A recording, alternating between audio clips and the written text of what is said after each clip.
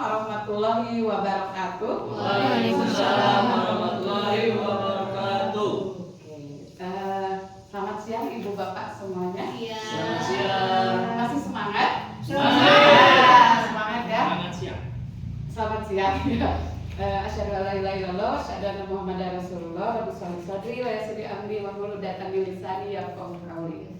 Pertama-tama saya ucapkan banyak terima kasih kepada Bapak Ibu guru hebat di sini ya, yang telah meluangkan waktunya memenuhi undangan kami kembali ya dalam kegiatan tagihan tugas CGP Angkatan 10, yaitu dari saya Wida dan Ibu Nina ya. Ini untuk memenuhi tugas kami di program CGP Angkatan 10. Nah, untuk memulai diseminasi ini, saya memiliki pantun Bapak Ibu biar lebih semangat lagi ya. Tidak ngantuk. Tidak ngantuk ya Bapak Ibu ya. Baik, dibacakan saja. Angsa menari bersama iguana, Cantik. disentil oleh si burung merak, Cantik. berjumpa kembali dengan Wida dan Nina pada kegiatan diseminasi calon guru penggerak. Terima kasih. Terima kasih Bapak Ibu ya. Mungkin langsung saja ya. Tidak usah ice breaking, sudah siap. Di sini selamat datang pada para ibu guru hebat. Mari belajar bersama, berkolaborasi, berbagi pemahaman dan pengalaman mewujudkan terciptanya budaya positif di sekolah. Nah, adapun pembahasan yang akan kami bahas yaitu cukup banyak ya Bapak Ibu. Mohon perhatiannya. Di sini diseminasi hari ini akan terbagi menjadi beberapa materi. Di antaranya adalah perubahan paradigma belajar, kemudian disiplin positif dan nilai-nilai kebijakan universal. Yang ketiga adalah ada teori motivasi, hukuman dan penghargaan juga restitusi. Yang berikutnya adalah adanya keyakinan kelas. Nanti bagaimana perumusan keyakinan kelas, langkah-langkahnya atau bagaimana. Yang berikutnya adalah kebutuhan dasar manusia. Kemudian restitusi 5 komposisi kontrol. Nanti sebagai guru kita harus memiliki kontrol apa saja yang harus dimiliki oleh guru-guru sebagai kewajiban kita mendidik para murid. Yang berikutnya adalah restitusi atau di sini segitiga restitusi, bagaimana menangani atau bagaimana langkah yang harus kita lakukan ketika ada murid yang memiliki masalah atau yang memiliki permasalahan di kelas mau pelajaran maupun tentang karakter mereka. Yang berikutnya ke materi pertama ya, tadi perubahan paradigma pendidikan. Nah, di sini ada perubahan paradigma belajar. Tentu Bapak Ibu sudah tahu bahwa setiap periode, meskipun tidak per tahun atau tidak ada per periode yang tertentu, kita mengalami ya perubahan kurikulum dalam pendidikan. Yang saya tahu semenjak kurikulum 1998, kemudian adanya kurikulum 4SP, kemudian juga kurikulum 2013 yang masih beberapa tahun ke belakang kita melaksanakan, dan kebetulan sekolah kita juga kelas 6 masih kurikulum 2013 ya. Kelas 3 juga ya. Nah, ada sebagian sekolah juga yang hanya memakai kurikulum merdeka itu baru kelas 4 sama kelas 1 saja. Nah, itu bertahap ya Bapak Ibu. Nah, di sini kurikulum 13, nah alhamdulillah sekolah kita sudah melaksanakan kurikulum merdeka dari 2 tahun ke belakang apa 3 tahun ya? Nah, itu. Nah, perubahan paradigmanya bagaimana? Apa sih yang membedakan kurikulum 13 dengan kurikulum merdeka? Nah, perbedaan kurikulum 13 dan kurikulum merdeka, diantaranya kurikulum 13 itu relevansi dan kontekstual menyesuaikan dengan kebutuhan dan konteks lokal peserta didik, ya. Kemudian pembelajaran aktif mendorong peserta didik menjadi mandiri, ya.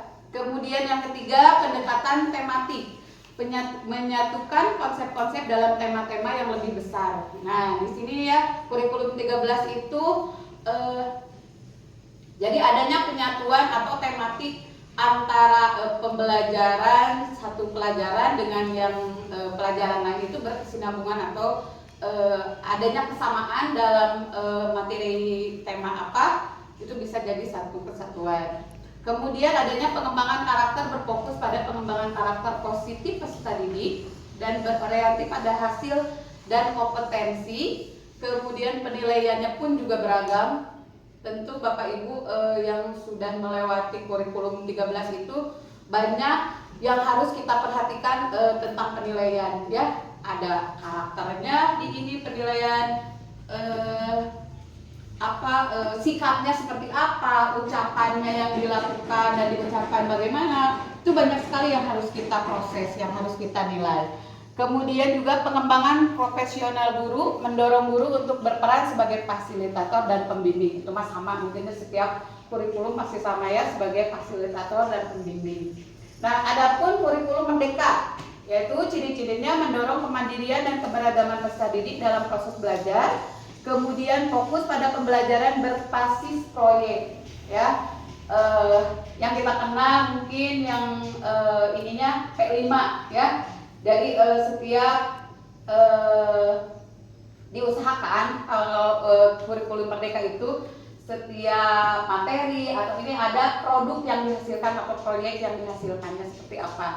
Kemudian mendorong pengembangan karakter dan soft skill. Jadi bagaimana kita menumbuhkan kompetensi siswa sehingga kuadrat alam dan kuadrat zamannya itu muncul. Jadi kita hanya sebagai fasilitator saja, hanya penuntun saja bagaimana memunculkan kompetensi siswa tersebut. Kemudian mengintegrasikan teknologi dalam pembelajaran. Ya, Bapak Ibu, kita mah sekarang dalam kurikulum 13 itu lebih lebih bebas dalam menyusun modul ajar, kemudian dalam menyusun strategi atau metode model pembelajarannya seperti apa gitu ya. Yang difokuskan itu pada peserta didik.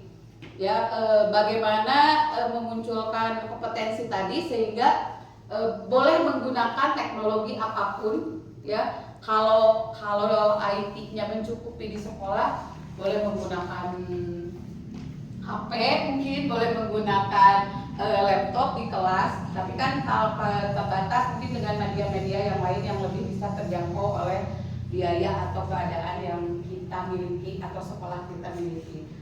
Kemudian fleksibilitas dalam pemilihan mata pelajaran memberikan keleluasaan kepada sekolah dalam menyusun kurikulum sesuai kebutuhan sekolah. Nah, jadi sekolah itu boleh menyusun kurikulum tersendiri sesuai dengan keadaan atau memunculkan kekuatan yang ada di sekolah kita. Jadi tidak mungkin sama contohnya dalam P5 atau dalam ekstrakurikuler, maka sekolah itu atau lembaga itu dibebaskan untuk menyusun kurikulum apa yang sesuai dengan peserta didik yang kita miliki. Mungkin itu. Oke. Nah, semua kurikulum tersebut walaupun berganti-ganti pasti itu acuannya yaitu pada Bapak pendidikan kita, yaitu Ki Hajar Dewantara. Ya, Pak Adit boleh dibacakan. Baik, pendidikan adalah suatu yang menuntut segala kekuatan kodrat yang ada pada anak-anak, yang dimana agar mereka sebagai manusia maupun anggota masyarakat dapat mencapai keselamatan dan kebahagiaan yang setinggi-tingginya. Oke, terima kasih Pak Adit. Mungkin dari pernyataan, tepuk tangan semuanya. Terima kasih Pak Kiki sudah diingatkan.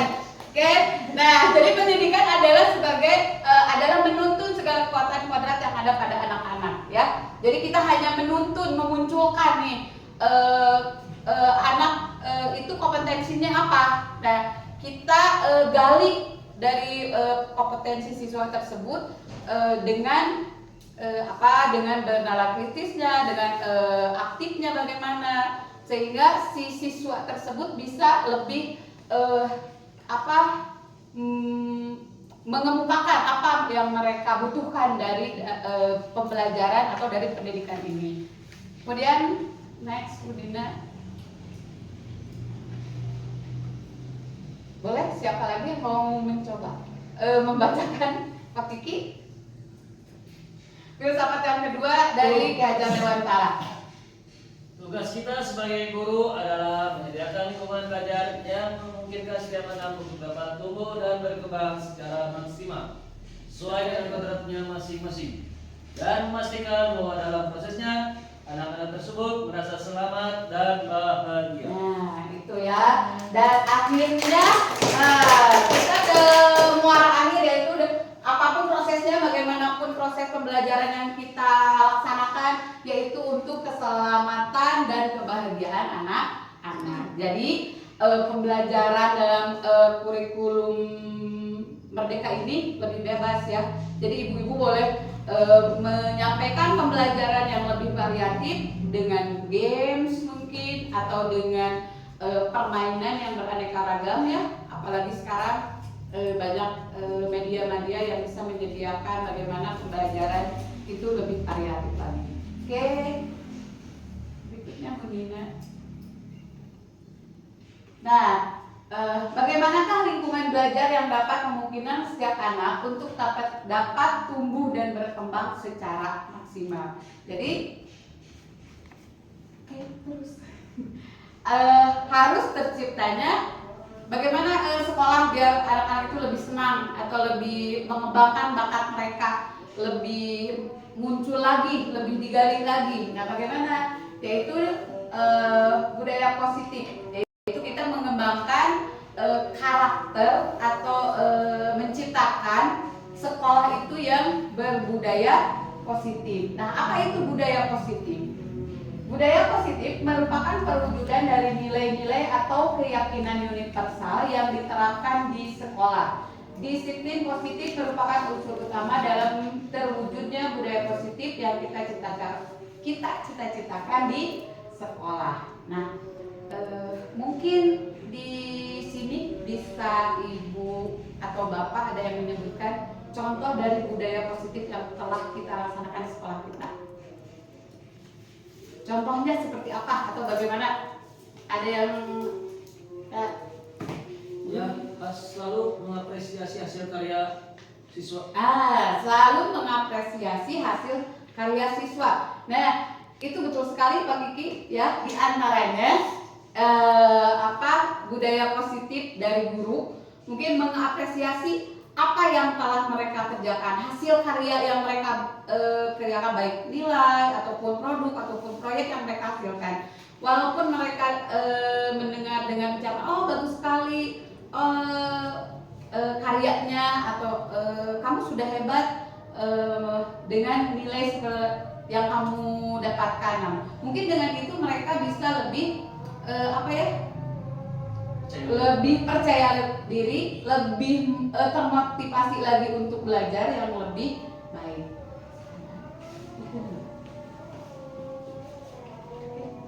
Tujuan. Nah, di sini tadi ya, di antaranya adalah tadi mengapresiasi hasil karya siswa. Kemudian ada lagi mungkin?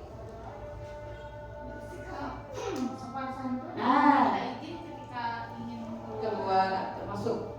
Betul, Bu Dina. Nah, itu ya, meminta izin atau permisi ketika mau keluar masuk kelas, atau mau ketika pembelajaran mau izin ke toilet, yaitu menciptakan rasa hormat, kemudian apalagi disiplin ya, karena dia tahu bahwa belajar saat itu mereka sedang dalam proses pembelajaran, maka mereka bertanggung jawab untuk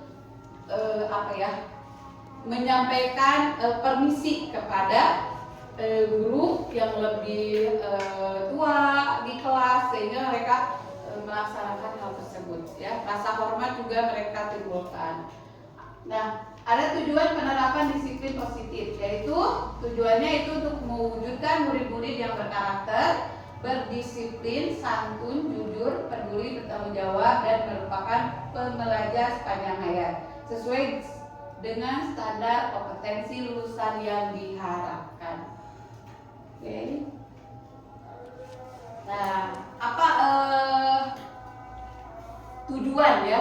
Tujuan ketika kita pembelajaran itu mau kemana gitu ya? Nah, yaitu adanya profil pelajar Pancasila. Kita memunculkan ini gitu Bapak Ibu dalam pembelajaran, setiap pembiasaan yang kita lakukan ya, mau intra, ekstra ataupun kegiatan yang lain. Maka adanya memunculkan profil pelajar Pancasila yang menggambarkan nilai-nilai kebajikan universal yang ingin dicapai oleh setiap anak Indonesia, yaitu nilai berkarakter sesuai dengan profil pelajar Pancasila. Di antaranya apa Bapak Ibu? Beriman dan bertakwa, kemudian kreatif, mandiri, bernalar kritis, dan gotong royong. Masih ingat dengan lagunya Bapak Ibu? Oke, boleh diminta untuk bernyanyi biar kita lebih semangat lagi. Silakan Bapak Ibu berdiri.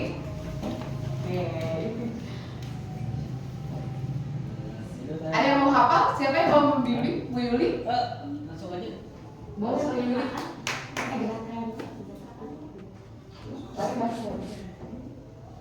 Semua kan mau dipusikan? Ada usaha. Ya, mari Bapak Ibu kita menyanyikan lagu Profil pelajar Pancasila. Ya, Oke. 1, 2, 3. Pelajar Pancasila beriman dan bertakwa pada Tuhan yang Esa dan berakhlak mulia, berkebinekaan global, gotong royong mandiri, kreatif dan bernalar kritis. Hafal? Terima kasih Bapak Ibu semuanya. Semoga ini menjadi apa ya? Apa yang kita bukan motivasi apa? Ya motivasi kita atau acuan kita setiap mau pembelajaran itu apa yang harus kita munculkan dari setiap anak ya. Nah, di sini ada standar pendidikan. Nah, standar pendidikan dalam rangka menciptakan lingkungan yang positif, maka setiap warga sekolah dan pemangku kepentingan perlu saling mendukung, ya, menghayati dan menerapkan nilai-nilai kebajikan yang telah disepakati bersama untuk dapat menerapkan tujuan mulia tersebut. Maka seorang pemimpin pembelajaran perlu berjiwa kepemimpinan sehingga dapat mengembangkan sekolah dengan baik agar terwujud suatu budaya sekolah yang positif sesuai dengan standar kompetensi pengelolaan yang telah ditetapkan. Oke. Nah, makna disiplin di sini terbagi menjadi dua ya. Makna disiplinnya dalam budaya kita, disiplin itu dimaknai menjadi sesuatu yang dilakukan seseorang kepada orang lain untuk mendapatkan kepatuhan. Kita cenderung menghubungkan makna kata disiplin dengan ketidaknyamanan. Biasanya ya, kalau disiplin itu diibaratkan sebagai keterpaksaan, ya. Bagaimana biar kita itu siswa itu berdisiplin itu tidak berdasarkan keterpaksaan, tapi dengan menyadari kesadaran disiplin itu karena mereka sadar sendiri, tidak terpaksa karena hukuman, tidak terpaksa karena diperintah guru, gitu ya. Nah, nanti ada di tahap berikutnya. Nah, poin ke-1, kebanyakan orang akan menghubungkan kata disiplin dengan kata tertib, teratur, dan kepatuhan kepada peraturan. Ya. Kemudian yang kedua, disiplin juga sering dihubungkan dengan hukuman. Padahal itu sungguh berbeda karena belajar tentang disiplin positif tidak harus dengan memberi hukuman, justru itu adalah salah satu alternatif terakhir dan bila perlu tidak digunakan sama sekali. Jadi kalau ada yang melanggar gitu ya, siswa kita tidak memakai atribut sekolah ketika upacara, tidak memakai topi atau dasi. Nah, biasanya timbul dalam hati kita itu menghukum mereka dengan berlari kah, dengan apa? Dengan ya sesuatu hukuman yang lain ya. Nah, bagaimana dari hal tersebut sehingga kita menghindari hukuman yang memaksa siswa untuk melakukan itu tidak berdasarkan kesadarannya. Nanti ada langkah-langkah tersendiri. Oke. Nah, Ki Hajar menyatakan bahwa untuk mencapai kemerdekaan atau dalam konteks pendidikan kita saat ini, untuk menciptakan murid yang merdeka, syarat utamanya adalah harus ada disiplin yang kuat. Disiplin yang dimaksud adalah disiplin diri yang memiliki motivasi internal, yaitu motivasi karena dirinya sendiri, tidak ada dorongan dari eksternal, karena takut pada guru, karena takut terhadap peraturan, ya. Maka kita memerlukan pihak lain untuk mendisiplinkan kita atau motivasi eksternal karena berasal dari luar bukan dari dalam diri kita sendiri. Nah, kemudian dengan kata lain, seseorang yang memiliki disiplin diri berarti mereka bisa bertanggung jawab terhadap apa yang dilakukan. Nah, sebagai pendidik, tujuan kita adalah menciptakan anak-anak yang memiliki disiplin diri sehingga mereka bisa berperilaku dengan mengacu pada nilai-nilai kebajikan universal dan memiliki motivasi intrinsik bukan ekstrinsik. Ya, Bapak Ibu tadi. Jadi harus sadar dari dirinya sendiri bukan karena orang lain. Nah, mari kita tanyakan ke diri kita sendiri, bagaimana kita berperilaku? Oke? Mengapa kita melakukan segala sesuatu? Apakah kita melakukan sesuatu karena ada dorongan dari lingkungan atau ada dorongan yang lain? Maka ibu bapak sendiri bisa menjawab dengan ininya sendiri ya, tidak perlu diirikan. Boleh begini ya. Nah, ada metode teori motivasi, hukuman, penghargaan, dan restitusi ya. Teori motivasi itu bagaimana hukuman dan penghargaan restitusi itu. Nah, motivasi perilaku manusia yaitu ada 3 motivasi perilaku manusia. Satu, motifnya yaitu untuk menghindari ketidaknyamanan atau hukuman. Nah, tadi berperilaku sesuatu itu pasti memiliki tujuan, ya. Motivasinya untuk apa? Di antaranya menghindari ketidaknyamanan atau hukuman. Pasti tidak takut kesiangan, maka takut dimarahin sama guru, contohnya seperti itu, ya. Kemudian yang kedua, untuk mendapatkan imbalan atau penghargaan dari orang lain, ya. Yang ketiga, untuk menjadi orang yang mereka inginkan dan menghargai diri sendiri dengan nilai-nilai yang mereka percayai.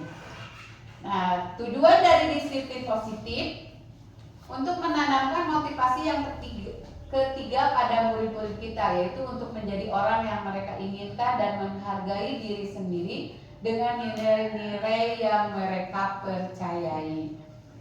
Nah, ketika murid-murid kita memiliki motivasi tersebut, mereka telah memiliki motivasi intrinsik yang berdampak jangka panjang, motivasi yang tidak akan berpengaruh pada adanya hukuman atau hadiah. Mereka akan tetap berperilaku baik dan melandaskan nilai-nilai kebajikan.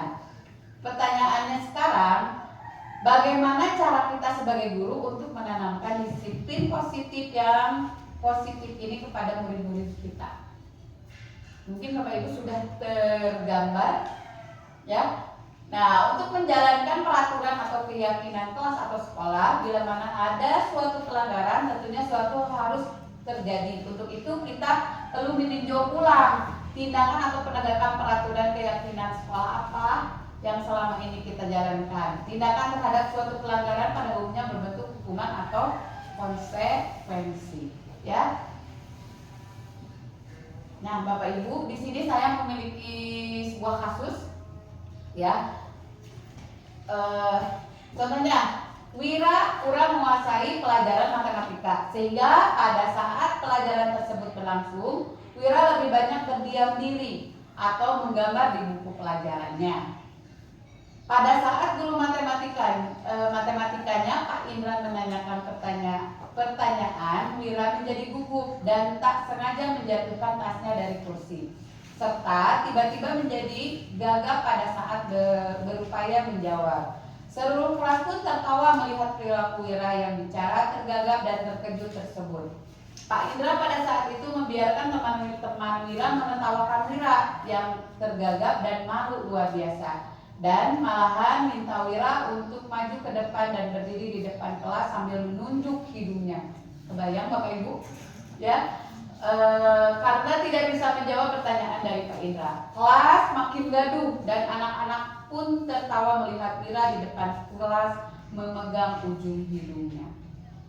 Coba Bapak Ibu bayangkan, betulkah dengan perlakuan Pak Indra terhadap Wira sebagai seorang siswa tersebut? Oke, Bu Dina, next. Nah, di sini coba kita diskusikan Bapak Ibu.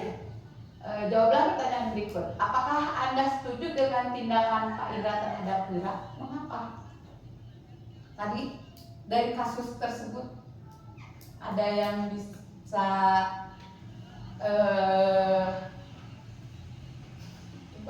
Oke. apakah setuju nggak dengan yang dilakukan Pak Indra terhadap murid tersebut dengan menghukumnya dengan harus ya? Menurut saya itu kurang setuju ya. Kenapa? Karena dengan hukuman seperti itu membuat mental seorang anak mungkin akan terganggu, terutama ketika seorang anak itu di depan dan ditertawakan. Mungkin itulah mental terendahnya.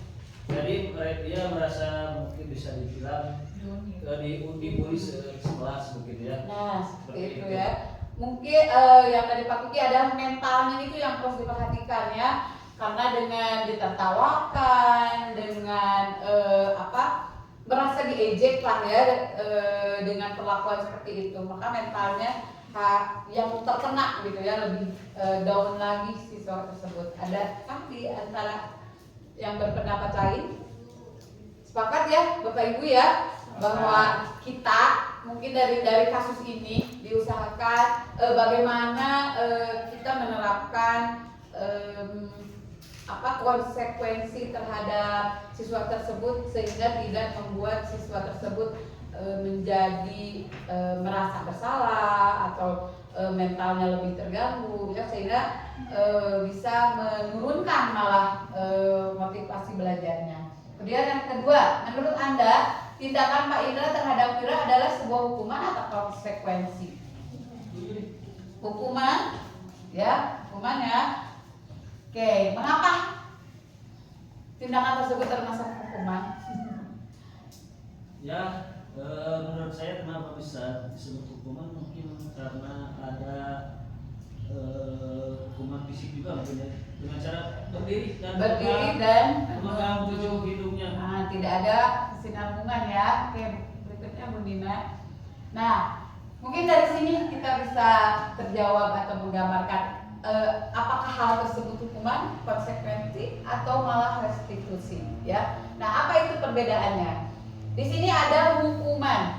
Hukuman itu bersifat tidak terencana atau tiba-tiba.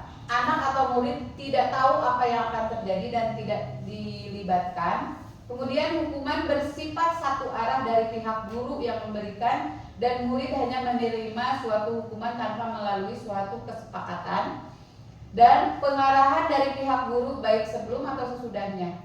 Hukuman yang diberikan bisa berupa fisik maupun psikis ya. Murid atau anak disakiti oleh suatu perbuatan atau kata-kata. Nah, kemudian apa yang disebut dengan konsekuensi? Kalau konsekuensi itu bersifat terencana atau sudah disepakati. Jadi adanya kesepakatan di antara murid dan guru.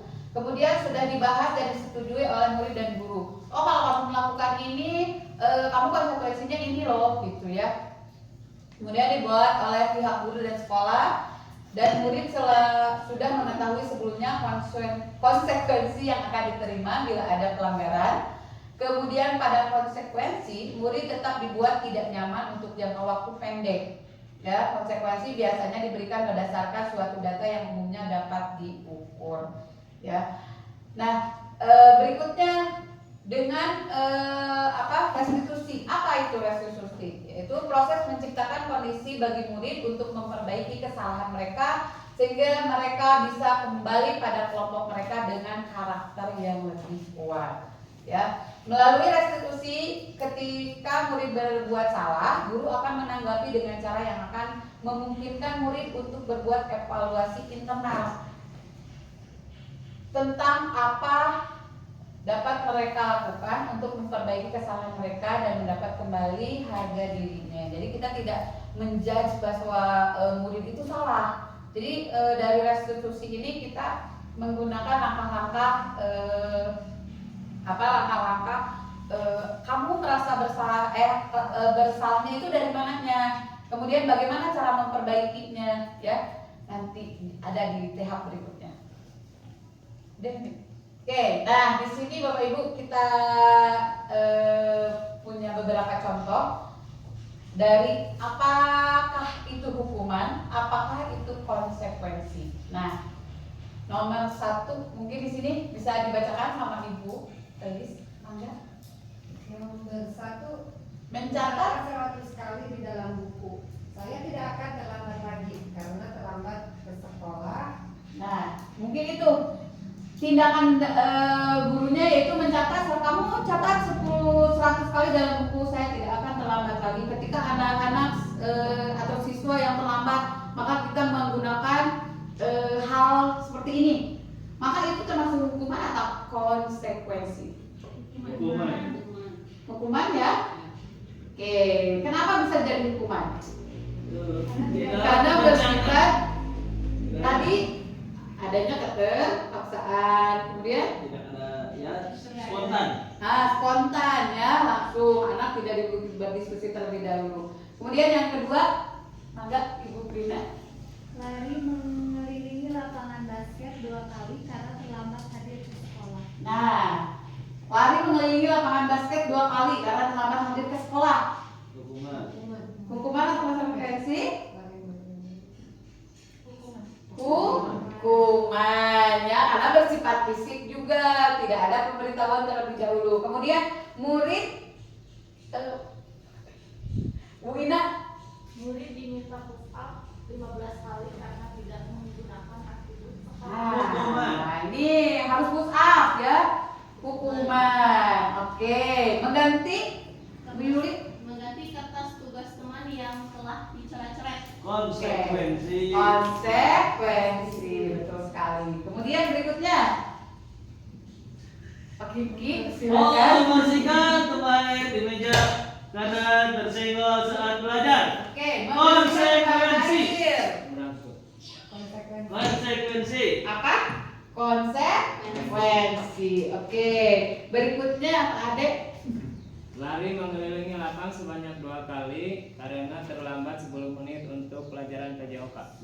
Lari mengelilingi lapangan sebanyak 2 kali. Hukuman. Hukuman ya, alhamdulillah Bapak Ibu sudah ini ya, bagaimana itu hukuman, bagaimana itu konsekuensi. Terima kasih. Berikutnya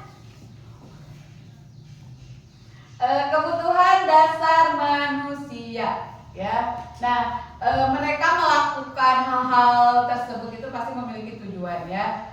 Nah, di sini apa yang harus dibutuhi, pemenuhan kebutuhan apa yang mereka butuhkan sebenarnya, yaitu kebutuhan dasar manusia.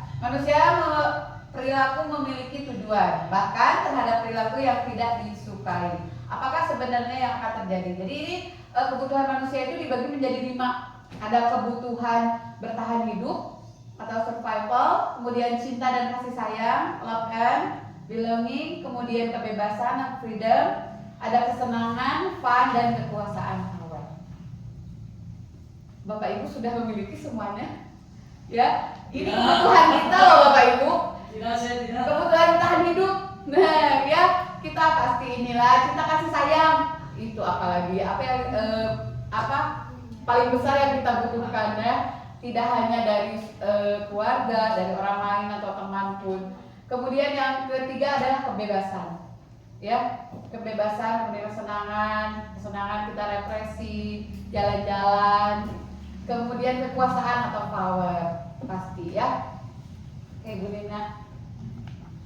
Nah, dari kelima kebutuhan tersebut, kita harus memiliki kontrol tersendiri apa yang bisa jangan kebablasan lah intinya namanya gitu. Nah, di sini ada teori kontrol. Nah, makna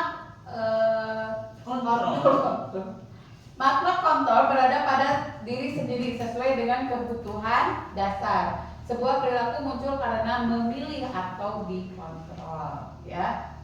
Nah, kemudian juga ada posisi kontrol. Posisinya bagaimana? Kita sebagai apa gitu ya. Diane Gossen dalam bukunya Restructuring School Discipline mengemukakan bahwa guru perlu meninjau kembali penerapan disiplin di dalam ruang-ruang kelas mereka selama ini. Apakah telah efektif? Apakah berpusat pada murid, memerdekakan dan memandirikan murid, bagaimana dan mengapa? Melalui serangkaian riset dan berdasarkan pada teori kontrol, Dr. William Glasser Gossen berkesimpulan bahwa ada 5 posisi kontrol yang diterapkan oleh seorang guru, orang tua ataupun atasan dalam melakukan kontrol. Nah, kelima posisi kontrol tersebut adalah sebagai penghukum, ada pembuat rasa bersalah, kemudian sebagai teman, pemantau dan manajer. Nah, itu Bapak Ibu. Jadi kita itu sudah sebagai apa posisi kontrol kita itu? Sebagai seorang guru itu. Apakah sebagai penghukum? Ya, mungkin tadi ya dari seperti kasus Pak Indra tadi bahwa guru sebagai penghukum karena dengan kejadian tersebut beliau berusaha menghukum muridnya. Kemudian rasa bersalah, ya, kita menjudge bahwa siswa itu salah dengan melakukan hal yang tidak sesuai dengan kedisiplinan yang kita terapkan contohnya. Nah, sebagai penghukum, seorang penghukum bisa menggunakan hukuman fisik maupun verbal. Orang-orang yang menjalankan posisi penghukum senantiasa mengatakan bahwa sekolah memerlukan sistem atau alat yang dapat lebih menekan murid-murid lebih dalam lagi. Guru menerapkan posisi penghukum akan berkata, patuhi aturan saya. Apakah Bapak Ibu seperti itu? Tidak ya? Oke. Kamu selalu saja salah. Selalu yang terakhir selesai. Itu kalau pekerjaan mereka belum selesai ya. Guru seperti ini senantiasa percaya hanya ada satu cara agar pembelajaran bisa berhasil, yaitu caranya dia sendiri. Yaitu bersifat memaksa ya. Kumaha guru pembelajarannya itu. Yang kemudian kedua adalah pembuat merasa bersalah. Pada posisi ini biasanya guru akan bersuara lebih lembut. Ya, pembuat rasa bersalah akan menggunakan keheningan yang membuat orang lain merasa tidak nyaman, bersalah dan rendah diri. Kata-kata yang keluar dengan lembut akan seperti ibu sangat kecewa dengan kamu. Ya, ketika ada siswa yang melakukan kesalahan tersebut, maka gurunya akan melakukan ibu sangat kecewa dengan perlakuan kamu. Berapa kali Bapak atau Ibu harus memberitahu kamu ya. Nah ya, gimana coba kalau ada orang tua kamu berbuat seperti itu? Ya, apakah akan merasa kecewa gitu ya? Jadi kita memunculkan kata-kata yang merasakan bahwa siswa itu tidak enak dengan apa yang mereka lakukan. Oke, next. Nah, posisi yang ketiga adalah ada kita guru sebagai teman. Guru pada posisi ini tidak akan menyakiti murid, ya, namun akan tetap berupaya mengontrol murid melalui persuasi. Posisi teman pada guru bisa negatif atau positif. Positif di sini berupa hubungan baik yang terjalin antara guru dan murid. Guru di posisi teman menggunakan hubungan baik dan humor untuk mempengaruhi seseorang. Mereka akan berkata, contohnya kalau kita sebagai teman itu, ayo bantulah demi ibu atau bapak ya, kamu kerjakan tugasnya dengan baik. Nah itu sebagai teman ya. Atau ayo ingat tidak bantuan bapak selama ini. Ya sudah, kali ini tidak apa-apa kalau gitu ya. Jadi kita mesti sebagai teman saja, kata-katanya pun lebih lebih apa ya, Friendly. lebih friendly kepada anak itu ya. Jadi hal negatif dari posisi teman adalah bila suatu saat guru tersebut tidak membantu, maka murid akan kecewa dan berkata, saya pikir Bapak Ibu teman saya. Adakah seperti itu? Ya. Murid merasa dikecewakan dan tidak mau lagi berusaha. Hal ini yang mungkin timbul adalah murid hanya akan bertindak untuk guru tertentu dan tidak untuk guru lain. Murid akan tergantung pada guru tertentu saja, ya. Jadi tidak menghormati seluruh guru, hanya gurunya saja yang dihormati, ya. Kemudian sebagai pemantau, itu memantau berarti kita mengawasi, ya, sebagai pengawas bagi murid itu. Pada saat kita mengawasi, kita bertanggung jawab atas perilaku orang-orang yang kita awasi tersebut, ya. Posisi pemantau berdasarkan pada peraturan-peraturan dan konsekuensi. Dengan menggunakan sanksi atau konsekuensi, kita dapat memisahkan hubungan pribadi kita dengan murid. Sebagai seorang menjalankan posisi pemantau, pertanyaan yang diajukan oleh seorang pemantau, contohnya kita menggali kesadaran terhadap peraturan yang mereka pahami. Jadi peraturannya apa? Kamu melakukan seperti itu, apakah sudah melanggar peraturan atau tidak? Jadi kita gali seperti itu, ya. Apa yang telah kamu lakukan? Sanksi apa? Konsekuensinya yang kamu akan dapatkan ketika melakukan hal tersebut, ya. Seorang pemantau sangat mengandalkan perhitungan, catatan, data yang dapat digunakan sebagai bukti atas perilaku seseorang. Nah, guru di sini pasti kalau sebagai pemantau memiliki bukti-bukti. Yuk, kamu sudah melanggar ini berapa kali? Nih, kamu sudah melanggar disiplin ini berapa kali? Nah, mereka mempunyai data-data tersendiri, ya. Oke, berikutnya. Nah, sebagai manajer, pada posisi terakhir, yaitu manajer, adalah posisi di mana guru berbuat sesuatu bersama dengan murid, mempersilahkan murid mempertanggungjawabkan perilakunya, mendukung murid agar dapat menemukan solusi atas permasalahannya sendiri. Seorang manajer telah memiliki keterampilan di posisi teman ataupun pemantau, dan dengan demikian bisa jadi di waktu-waktu tertentu kembali kepada kedua posisi tersebut bila diperlukan. Di posisi manajer ini, murid diajak untuk menganalisis kebutuhan dirinya maupun kebutuhan orang lain. Nah, dari kelima kontrol itu, apa yang lebih baik, ya?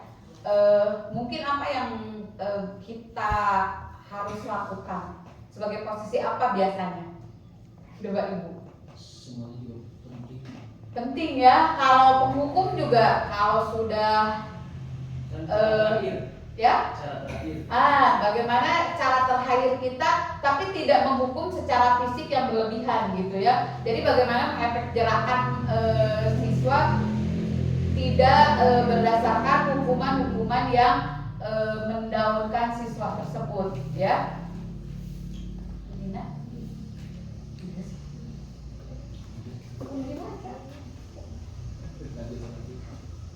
Nah, sebagai manajer, di sini penekanan bukan pada kemampuan membuat konsekuensi, namun dapat berkolaborasi dengan murid bagaimana memperbaiki kesalahan yang ada. Seorang manajer berkata, apa yang kita yakini. Jadi kembali lagi ke keyakinan kelas, ya. Kita pada awal pembelajaran itu sudah melaksanakan atau menyepakati keyakinan kelas yang ada. Maka kembali ke sini, apakah kamu meyakini keyakinan kelas yang kita sepakati? Kemudian jika kamu meyakininya, apakah kamu bersedia memperbaikinya? Itu jadi apa pertanyaan-pertanyaan yang diajukan oleh seorang guru. Kemudian jika kamu memperbaiki ini, hal ini menunjukkan apa tentang dirimu. Jadi kita menggali kenapa siswa tersebut melaksanakan hal tersebut, kenapa melanggar. Pasti setiap seseorang melakukan mesti memiliki tujuan. Nah, kita gali ke siswa tersebut apa sehingga kebutuhannya itu muncul. Oh, karena tidak terpenuhinya kasih sayang, tidak terpenuhinya kebebasan, gitu, seperti itu. Ya, jadi berdiskusi dengan siswa. Berikutnya, nah, dari tadi pembahasan yang tadi bisa jadi dalam praktik penerapan disiplin sehari-hari kita akan kembali ke posisi teman atau pemantau karena murid yang ditangani belum siap diajak berdiskusi atau diundang melakukan restitusi. Namun perlu disadari tujuan akhir dari 5 posisi kontrol seorang guru adalah pencapaian posisi manajer. Nah, Bapak Ibu mungkin itu.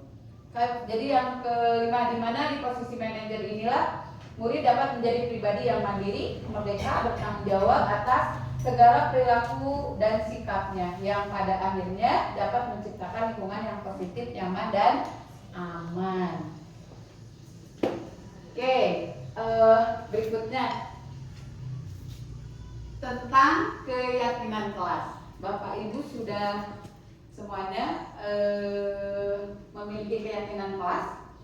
Sudah ya, pas awal pembelajaran pasti setiap kelas menyusun dan merumuskan apa keyakinan kelas apa yang disepakati oleh guru dengan siswa. Nah, keyakinan kelas merupakan nilai-nilai kebajikan atau prinsip-prinsip universal yang disepakati bersama. Keyakinan universal kelas dibuat untuk menumbuhkan motivasi intrinsik tadi, motivasi dirinya sehingga mereka bisa berperilaku sesuai dengan nilai kebajikan universal. Kemudian berikutnya ada segitiga restitusi. Tadi restitusi. Dean Gozen dalam bukunya Restructuring telah merancang sebuah tahapan untuk memudahkan para guru dan orang tua dalam melakukan proses untuk menyiapkan anaknya untuk melakukan restitusi bernama segitiga restitusi. Nah, apa itu segitiga restitusi? Ya, 3 sisi dari segitiga restitusi. Proses 3 tahapan tersebut didasarkan pada prinsip-prinsip utama dari teori kontrol tadi, ya. Nah, langkahnya apa saja dari 3 sisi dari segitiga restitusi itu? Yaitu langkahnya ada 1, menstabilkan identitas. Kemudian yang kedua, validasi tindakan yang salah. Kemudian yang ketiga, menanyakan keyakinan. Nah, teori kontrolnya yang yang kita munculkan apa? Dari menstabilkan identitas, kita semua akan melakukan hal yang terbaik yang bisa kita lakukan. Kemudian dari validasi, semua perilaku memiliki alasan. Kemudian menanyakan keyakinan, kita semua memiliki motivasi internal tadi. Nah, ini Ibu, Bapak Ibu, ketiga sisi segitiga restitusi. Yang paling mendasar itu apa? Ini tahap yang pertama, ya, menstabilkan identitas. Kemudian memvalidasi apa? Mereka melakukan seperti itu apa? Pasti ada alasannya, yaitu validasi tindakan yang salah. Kemudian ini yang ketiga adalah menanyakan keyakinan. Jadi kita kembali lagi ke keyakinan atau kesepakatan kelas yang telah disusun bersama-sama, ya. Contohnya dari menstabilkan identitas, setiap orang pasti pernah melakukan kesalahan, ya. Jadi kita tidak menjudge dulu ke siswa bahwa mereka itu salah, apa yang kamu lakukan itu salah, ya. Jadi kita gali dulu nanti. Kemudian kamu bukan satu-satunya yang pernah melakukan ini. Pasti setiap orang melakukan kesalahan, ya. Nah, kita gali dari situ. Kemudian validasinya. Kamu tentu punya alasan mengapa melakukan itu. Kita ajukan pertanyaan seperti itu. Kemudian, adakah cara yang lebih efektif untuk mendapatkan apa yang kamu butuhkan? Ya. Nah, kemudian yang berikutnya yang ketiga, kita tanyakan kepada siswa keyakinan kelas apa yang telah kita sepakati. Kamu melakukan itu ada nggak sesuai nggak dengan kesepakatan kelas yang kita sepakati bersama? Ya. Kemudian berikutnya adalah kamu ingin menjadi orang seperti apa? Nah, tentu setiap siswa juga berkeinginan menjadi anak soleh, ya kan? Anak yang lebih baik. Nah, itu ini contoh mungkin ya, Bapak Ibu, pengalaman saya mempraktikkan segitiga restitusi.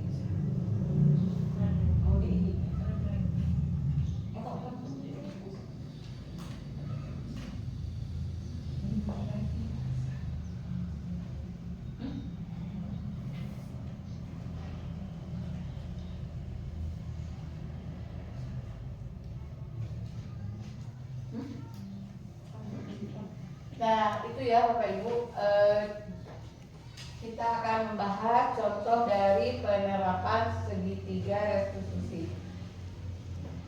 Assalamualaikum. Bapak punten mau.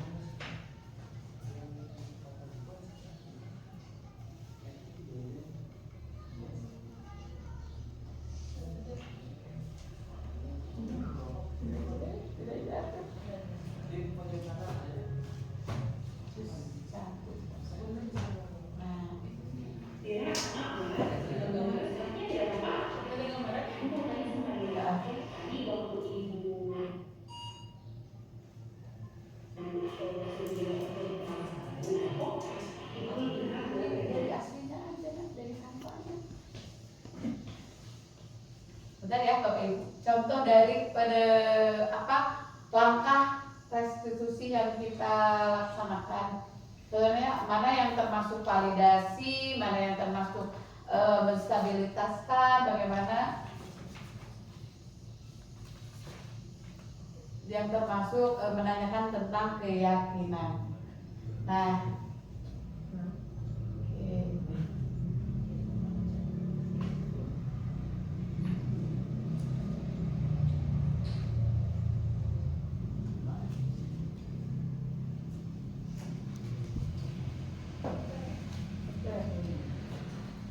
Mungkin di sini ada yang pernah mendapatkan kasus-kasus atau permasalahan siswa yang terlambat mungkin, atau yang berantem di kelas. Adakah Bapak Ibu? Ya. Dan sebelumnya bagaimana penanganannya? Ya. Nah, kita bandingkan dengan teori yang 3 restitusi ini.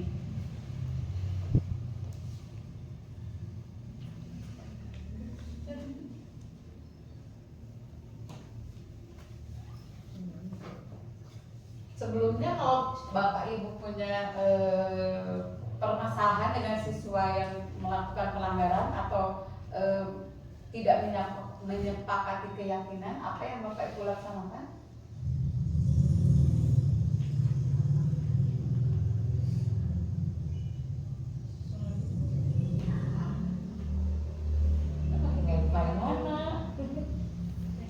Dikat dulu.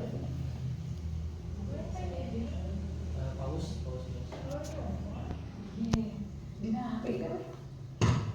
Dikat dulu. Oke. Dan berikut contoh dari penerapan segitiga restitusi ya Bapak Ibu.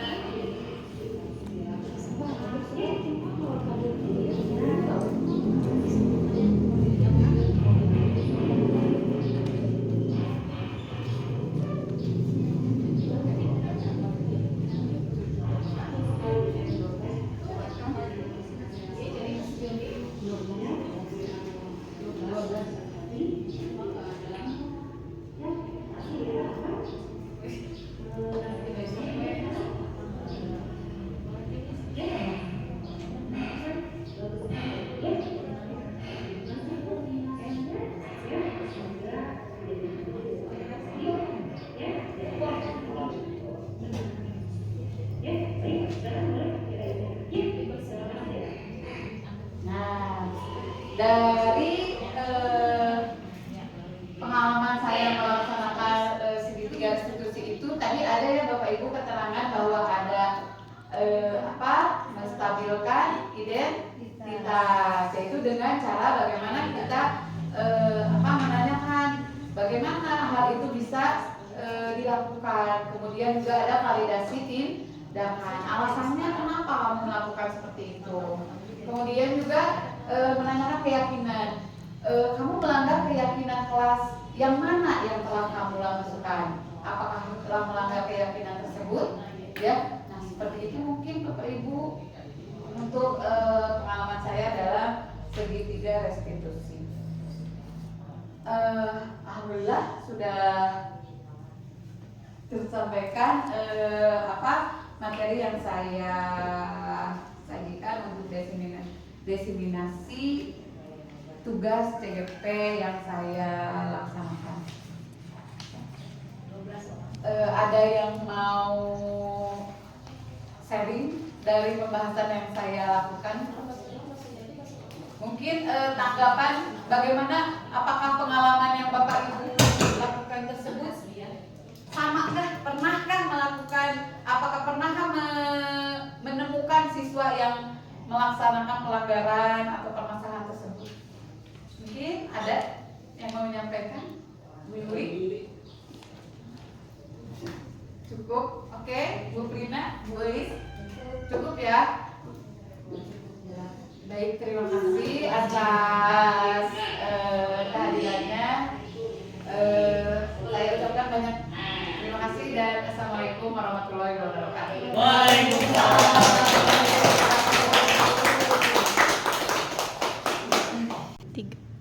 Baik, dari pengalaman saya yang telah mempraktikkan segitiga restitusi tersebut, mungkin di sini atau dari pembahasan kita keseluruhannya, mungkin di sini ada yang mau menanggapi tentang pembahasan yang kita laksanakan hari ini. Mangga, siapa? Ibu Yuli. Bismillahirrahmanirrahim. Assalamualaikum warahmatullahi wabarakatuh. Waalaikumsalam warahmatullahi wabarakatuh. Terima kasih Ibu Ida tentang penjelasannya.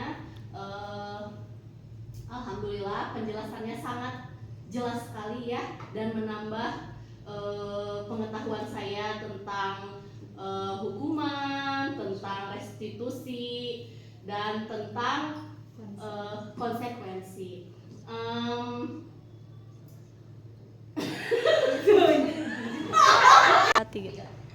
Dari materi yang sudah disampaikan sangat berguna sekali, sehingga saya bisa mencontoh apa yang harus saya lakukan ketika ada permasalahan, apa yang harus saya lakukan ketika ada masalah-masalah yang timbul dalam pembelajaran, dan saya akan memodifikasi dari permasalahan tersebut, dari materi dan permasalahan yang ada. Seperti itu saja. Terima kasih Ibu Ida. Baik, terima kasih Ibu Yuli. Oke, teman-teman Bapak Yuli, adakah di Bapak Ibu yang mau menambahkan tanggapannya? Baik, tidak ada ya Bapak Ibu. Nah, terima kasih Bu Yuli. Mungkin ini kita sharing saja ya, berbagi saja. Saya telah melakukan pengalaman ini mungkin menjadi contoh. Saya juga masih banyak belajar ya dari masalah atau masalah-masalah yang ada di sekolah, bagaimana kita menangani sehingga menjadi menumbuhkan peserta didik yang lebih baik lagi. Mungkin cukup ya Bapak Ibu. Terima kasih. Terima kasih atas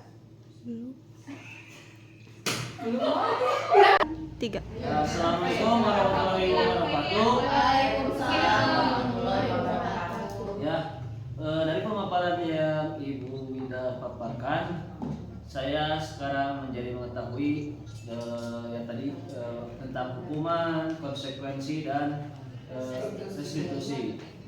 Sebagian besar yang dipaparkan oleh Bu Winda saya sudah lakukan di kelas. Kemudian ya mengenai tadi ya, memang hukuman itu menjadi pilihan terakhir yang saya lakukan ketika menghadapi anak-anak di kelas. Kemudian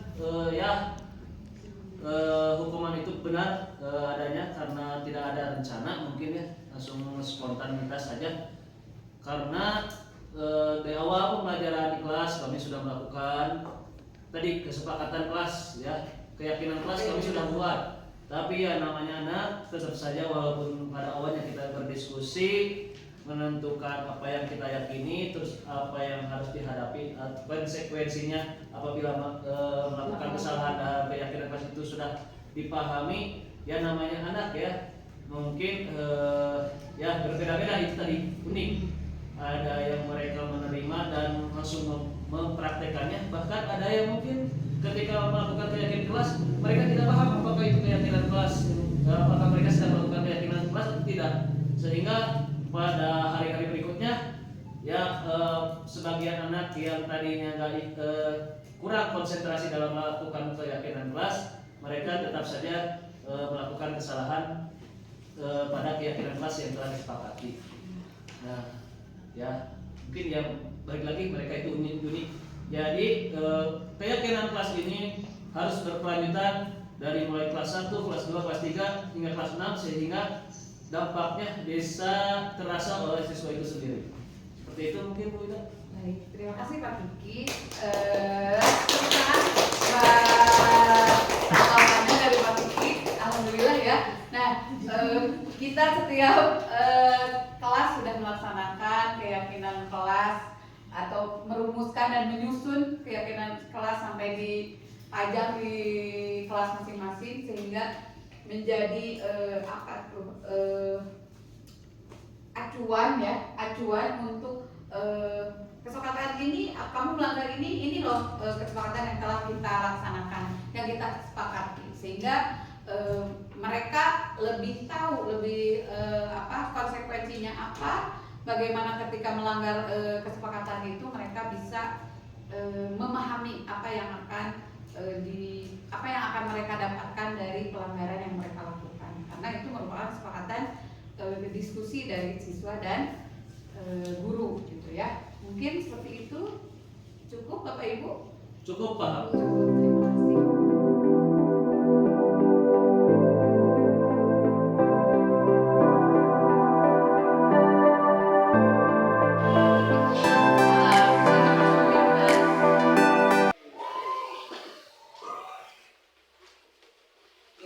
Santai ya, Rimba. Apa kabarnya Rimba? Baik Bu. Baik. Coba lihat Rimba. Ah, gitu dong. Senyum. Rimba, tahu kenapa Rimba dipanggil sama Bu Ida ke sini? Kenapa coba?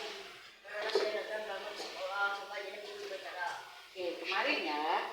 Nah, kejadiannya kemarin, Rimba itu datang terlambat ke sekolah, kemudian sampai tidak mengikuti upacara. Betul? Nah, kira-kira kenapa itu Rimba bisa datang terlambat? Sudah berapa kali Rimba tidak datang ke sekolah? Padahal sebelumnya Ibu Rimba itu tidak pernah kesiangan atau terlambat sekali. Coba, sudah berapa kali Rimba terlambat ke sekolah? Tidak, saya sudah dari minggu kemarin Bu. Minggu kemarin kan? Nah, Ibu perhatikan sudah dari minggu kemarin Rimba terlambat terus sekolahnya, ya. Nah, sekarang ini jelaskan ya, sebenarnya tidak apa-apa datang terlambat ke sekolah daripada Rimba tidak sekolah sama sekali. Nah, tapi apa yang dilakukan itu pasti mempunyai alasan kan? Nah, alasannya kenapa Rimba bisa datang terlambat? Karena saya menunggu yang mengantar ke sekolah. Karena biasanya ibu saya yang mempersiapkan keluar sekolah dan mengajar di sekolah. Ibu saya sedang ke rumah nenek dan saya menunggu teman saya untuk mengantarkan saya ke sekolah. Oh, jadi setiap hari diantar sama ibu ya biasanya. Nah, karena ibunya ke rumah nenek, jadi menunggu paman untuk pergi ke sekolah. Nah, Kira-kira menurut Rimba, keyakinan kelas apa yang telah dilanggar oleh Rimba?